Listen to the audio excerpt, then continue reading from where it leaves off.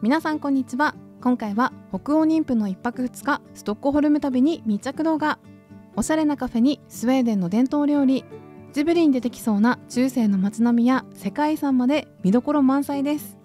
私と一緒に旅をする気分でよかったらぜひ最後までご覧ください。これ行ってきます。Say bye to mommy, Bram. See you tomorrow. 空港に到着です。ということで中に入っていきたいと思います。久々の飛行機、ちょっとドキドキはしますけど大丈夫だと思います。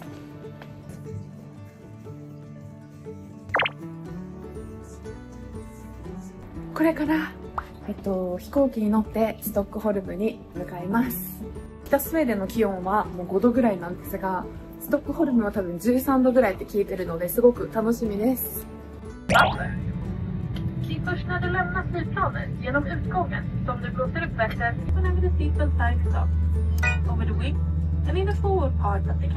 大学時代の友人がゴールデンウィークの休みを使って日本からわざわざスウェーデンまで遊びに来てくれるということで、妊娠も安定期に入り体調がとても良かったことや、妊婦健診の毎回の検査で一度も引っかかることなく母子ともにとっても健康で体調も良かったので、担当の助産師さんに旅行に行く旨を相談しつつ急遽決まった今回のストックホルム旅。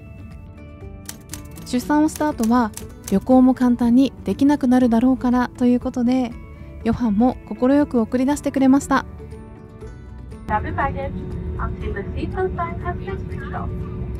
ストックホルムに到着です。めっちゃ短かった。1時間も飛んでないかも。天気も良くてすごいいいフライトでした。ちょっとひんやりしてる。イエーイ。友達と無事に合流ができたので、アーランドエクスプレスという特急列車でストックホルムの中心地へ向かいます。ちなみにチケット代は2人で460クローナ、日本円で6900円とちょっとお高めですが、この列車に乗るとストックホルムの中心地まで18分で移動できるので、時間がない時にはおすすめです。ストックホルムに到着しました。これから1日観光したいと思います。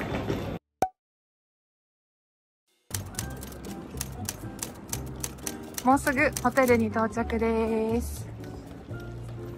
そう、今回泊まるのは内装やインテリアがおしゃれで朝食ビュッフェが美味しいと噂の北欧最大のホテルチェーンスカンディックホテル。ストックホルム中央駅からたったの500メートルという立地が最高すぎるナンバー53という名前のホテルを選んだんですが、皆さんはホテル選びのこだわりやコツってあったりしますか？よかったらコメント欄で教えてください。お、階段ですけど大丈夫？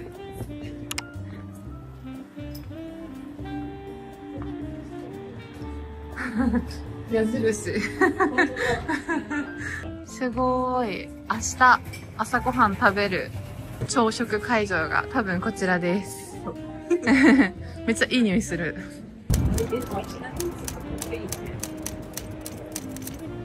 すごいかわいい。晴れてる。よかった。ホテルに荷物を置かせてもらったら早速ストックホルム観光がスタート。もう夏みたいな眩しさ。寿司ラーメンレストランなんかやっぱそっちに惹かれちゃうんだよねあ、そう、ニュービーっていうベビーのN コーっていう百貨店のおトイレを借りたいと思います。ここでヨーロッパや北欧など海外旅行をするときに多くの人が困るポイントなんですが、例外なくスウェーデンでも駅やショッピングモールでさえトイレが有料なことが多く、私たちが泊まるホテルでもトイレは宿泊者のみ利用できるようになっていたりと、旅行中や外出中はトイレ探し結構一苦労なんです。かわいい。これとかパグみたいな。おー、かわいい。かわいい。スウェーデンっぽい。お土産もたくさん置いてあります。口から出てくるやつじゃないこれ。いろんな変で可愛いものがあります。すごいムーミンコーナーも充実してます。このアラビアっていう陶器のブランドはすごいムーミンに特化してて可愛い。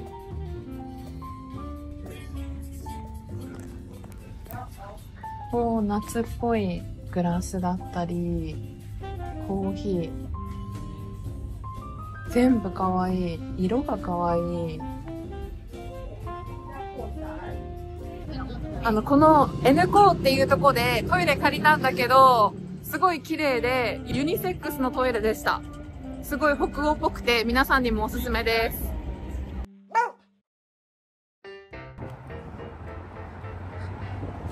じゃーん。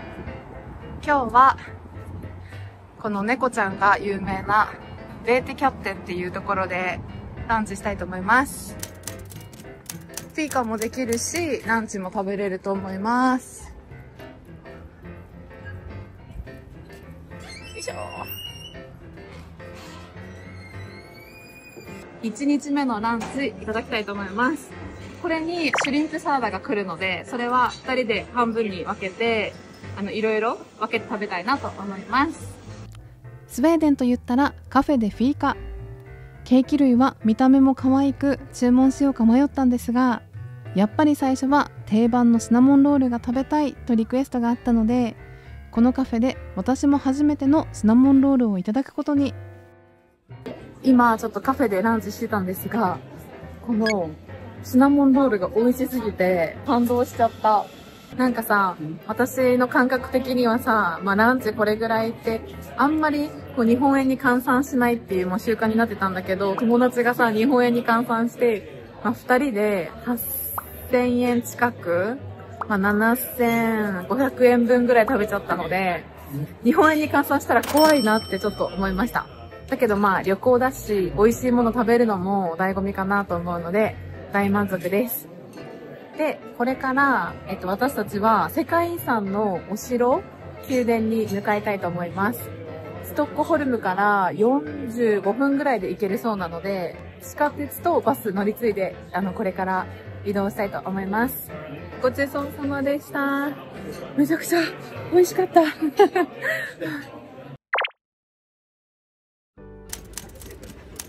そうそう。かざせばいいだけって聞いたよ。ほら、75分って書いてあった。私は普段北スウェーデンの田舎に住んでいるので、地下鉄に乗るのは1年以上ぶり。ストックホルム観光では地下鉄やバス、水上バスでの移動がおすすめで、その際には切符を買う必要もなく、ゲートの前でカードをピッとかざすだけで75分間乗り放題になるという仕組みになっています。これからバスに乗り換えです。おーそしてバスに乗車する際も、先ほど使った同じカードをピッとかざすと残り時間が見れるようになっていました。そう、スウェーデンカラーだね。かわいいね。ねえ、すごい大きな宮殿に到着です。これからガイドツアーに参加します。実は私も今回ここに来るのが初めてで、実際に見てみてとっても感動したんですが、こちらのドロットニングホルム宮殿はユネスコの世界遺産にも登録されている1600年代に建設されたスウェーデンで最も保存状態のいい王宮のお城。今現在も国王一家のお住まいとして使われており、スウェーデン国王が実際に住んでいる宮殿でありながらも、住居以外の宮殿内や園庭は一般公開されています。お城の入場料は170クローナ、日本円で2550円。私たちはガイドツアーにも参加したので210クローナ、3150円でした。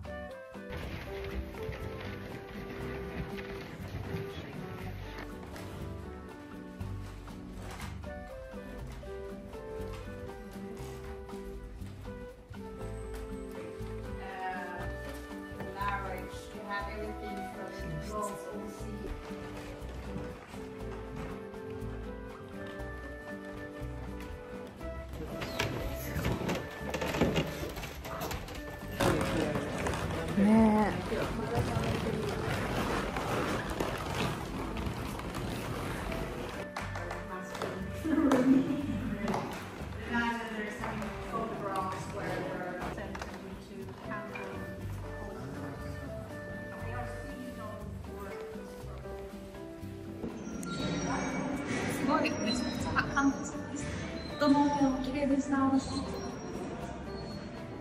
はい、北欧のベルサイユ宮殿にお邪魔しました。すごい良かった。めちゃくちゃ中が綺麗でした。眩し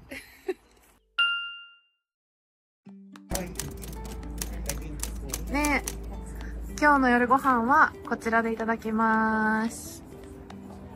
スウェーデンに来た初日、最初のディナーにはやっぱりあの伝統料理を食べてほしいということで、プリンセンというストックホルムで有名な老舗レストランを予約。スウェーデンのレストランではほとんどの場合、ディナーのメニューがネットで見られるようになっているので、どのお料理を頼むか先にチェックするのがおすすめです。ちなみに金曜日や週末の夜はレストランはとても混んでいるので、観光地や都市部では特に予約が必須なことが多いかなと思います。このジャム食べたことある？こっち有名なんでしょ？そうそうそう。これをミートボールにつける。うん、全部一緒につけて食べるかな。ポテトも？そうそうそうそう。単体じゃないんだ。あ、ミートボールとこのジャムが合うし、ミートボールとジャムとポテトも合う。いただきます。うん。うん。美味しいお肉。どう？美味しいよね。じゃがいもが主食だからスムースにしてよく食べる。スウェーデンのこういったちゃんとしたレストランでは前菜とメイン、デザートを頼む人がほとんどですが、私たちは絶対お腹いっぱいになるだろうなと思い、メイン料理のミートボールを一皿ずつ注文。ボリューム満点でお値段は4300円でした。席についてしばらくすると付け合わせのパンも運ばれてきて、お酒も飲まなかったのでディナーは1人5000円以内で済ませることができましたよ。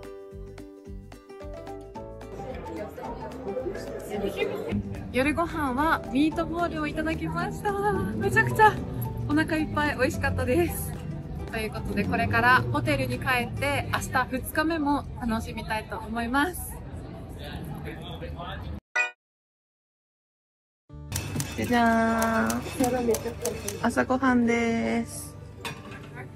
あ、パンがいろんな種類あって硬いパンもありますし、トーストもできるし、チーズ、ハム、すごいかいわれとか、こっからむしり取ってくださいねみたいな入れ方がかわいい。きゅうりとか、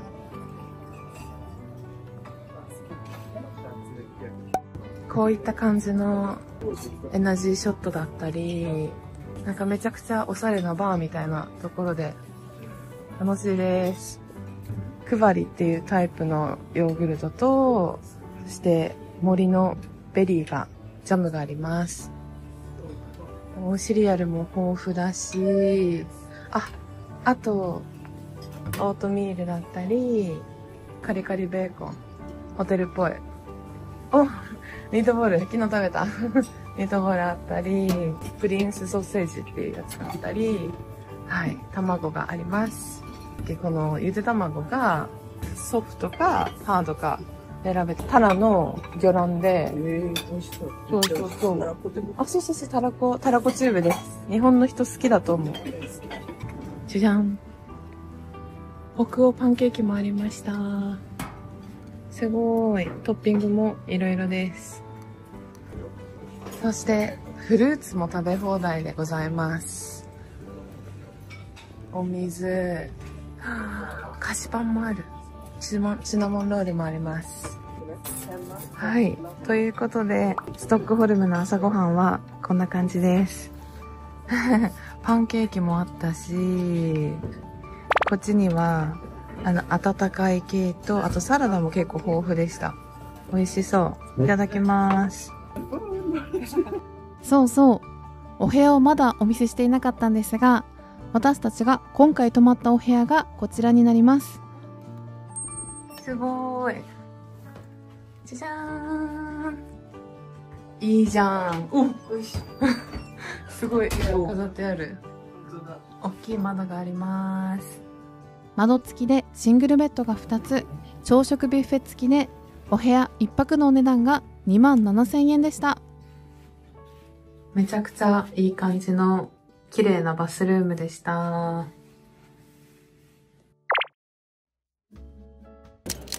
ということで出発です。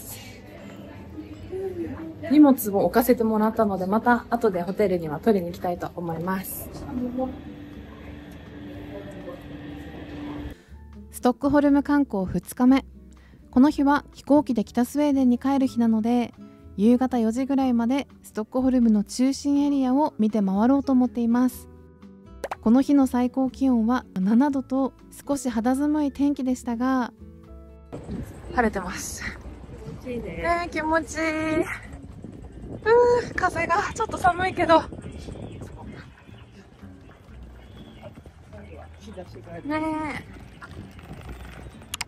ここはストックホルムのショッピングのメイン通りです。今空いてないのでまた戻ってきてショッピングしたいと思います。こっちがストックホルムの中心で、はい、ここから旧市街に入ります。旧市街入ってすぐは、国会議事堂になってるので、その間を通って旧市街の市街地の方へ向かいます。めちゃくちゃ晴れてきて、天気寒いけど最高です。そして国会の中も無料で見れるみたいで、10時半からのツアーに多くの人が並んでました。国会を抜けると、これから旧市街地に入ります。あれが、なんていうんだっけ、王宮です。ストックホルム王宮です。昨日のやつよりもっと広いと思う。600室あるんで、お部屋が。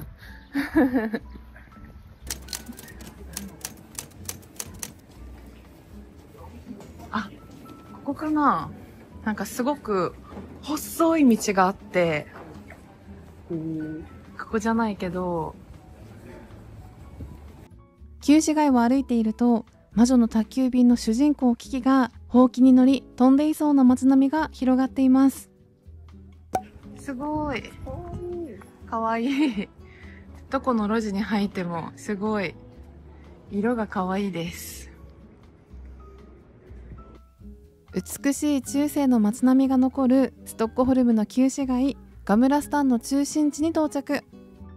ノーベル博物館も人気の観光スポットです。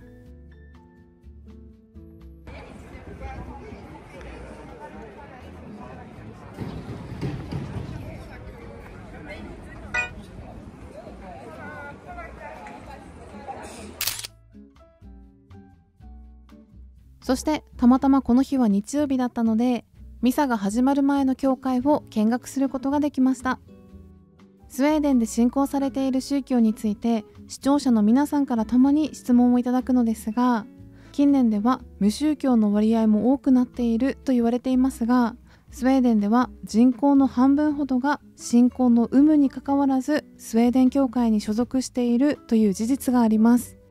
なのでどんなに小さな村や町に行ってもとても素敵で立派な教会が建っていたりするので、スウェーデンに来た際には皆さんにもいろいろな教会を訪れてみてほしいなと思います。私たちが乗るホップオンホップボートがやってきました。おー、ちょっと怖い。乗ります。水に浮かぶ都とも呼ばれているスウェーデンの首都ストックホルムでは、水上バスが一般的な移動の一つになっていて、私たちはその中でも24時間乗り放題で乗り降りが自由なホップオンホップオフというシステムのボートのチケットを買い、バスや徒歩で街歩きをしていると見ることができない水面からのストックホルムを見学しました。これに乗るとストックホルムの街を55分ほどで一周するので、時間はたくさんないけどストックホルムで有名なランドマークを間近に見たいという方におすすめです。そして1時間弱の水上観光を終えてやってきたのは、パンと塩という名前のストックホルムを中心に展開するスウェーデンの人気ベーカリーカフェチェーン。ここで2日目のランチをいただこうかなと思っています。どれにしよう。スープにしよう。今日のランチはペペロニピザとチャイラテです。いただきます。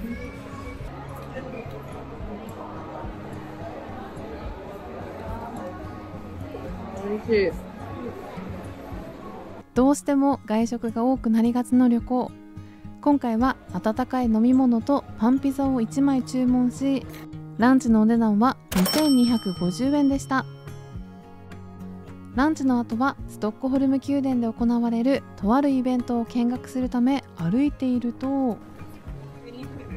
ねえ、みぞれが降ってきました。困る。あいて、顔に。もうすぐ、なんだっけ、兵隊交代式が行われる宮殿の広場に向かいます。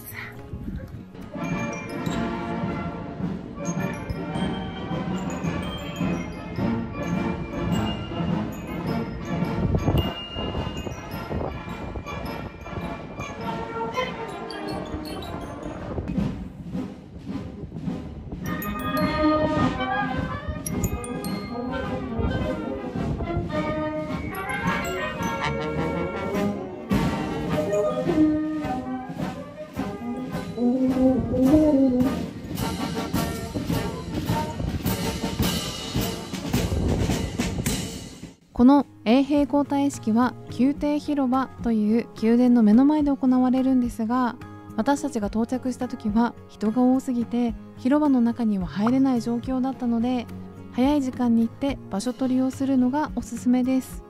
セレモニー自体は40分ほどあるんですが、この日は最低気温がマイナス1度、風が強く寒さも厳しかったので、最初の入場部分だけ見学しました。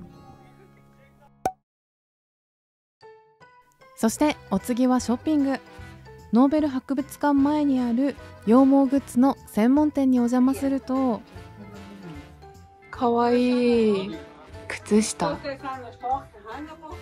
いろんな靴下もあるし、かわいい。こっちのさ、長いソックスがめちゃくちゃかわいい。自分用に買いたいぐらいかわいいです。手袋もグレーもいるし、緑もいるし、何色でもかわいい。ここめちゃくちゃおすすめです。そして次にたまたま見つけたこちらのお店が可愛すぎました。こちらは季節に関係なくクリスマスグッズが買えるお店で、ツリーにつけるオーナメントやデコレーション、小さくて可愛いスウェーデンのお土産がたくさん売ってあって、北欧っぽいものを探したい人におすすめのお店です。スウェーデンのサンタさん。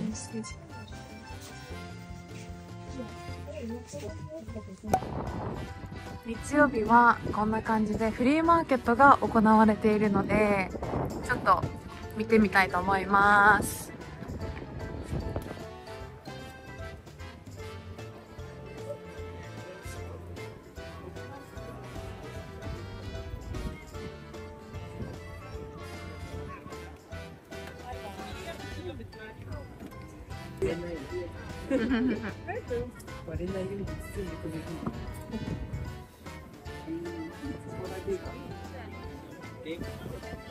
今回私はお腹が大きい中での旅行だったので、無理をせずに休憩をたくさん取りつつ移動するよう心がけていたんですが、ストックホルムって結構コンパクトシティでいろいろな観光地がぎゅっと詰まっているので、丸2日ぐらいあればしっかり観光地を回り、ショッピングまで楽しむことができます。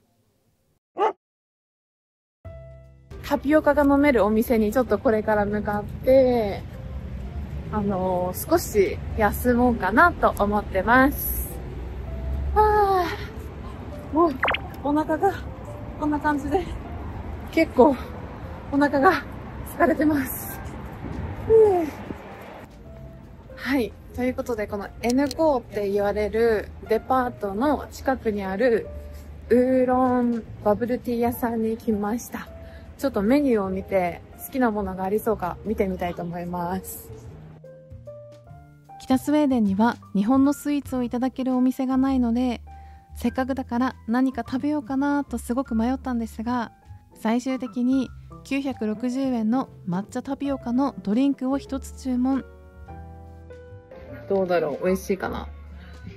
こんな感じです。いただきます。